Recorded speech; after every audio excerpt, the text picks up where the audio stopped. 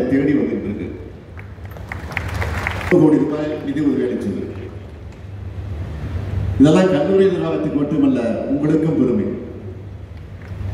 நீங்க ட்ரெயின்ல, பஸ்ல அல்லது பிளைட்ல பயணம் செய்யறப்போ ஜமால் முகமது காலேஜ் நீங்க சொல்ல, நானும் அதே காலேஜ் சொல்றேன். இப்போ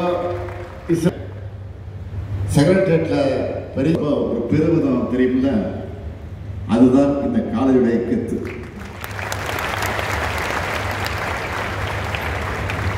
கோல்டு ஸ்டூடெண்ட் போல நாம வருவோம்னு உங்க மனசுல உருவாகிற நம்பிக்கை தான் காலேஜ் உங்களுக்கு லிஸ்ட்ல பல IAS IPS அதிகாரிகள், நீதிபதிகள் கூட இருக்காங்க. ஏன் நம்ம தமிழ்நாடு மாண்புக்குரியவர், ஒருவர் மாண்புமிகு K. நேரு, மற்றொருவர் மாண்புமிகு MRK பன்னீர்செல்வம். உங்க சீனியர்ஸ் எங்க கேபினெட்ல சீனியர்ஸ். நாளைக்கு உங்கள இருந்து சிலர் கூட இந்த லிஸ்ட்ல வரலாம். தமிழ்நாட்டுடைய வளர்ச்சிக்கு உறுதுணையாக இருக்கலாம்.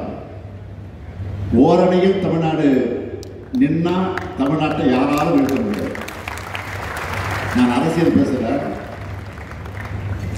மாணவர்களுக்கு நிச்சயம் அரசியல் புரிதல் இருக்கணும்னு பேசுறேன்.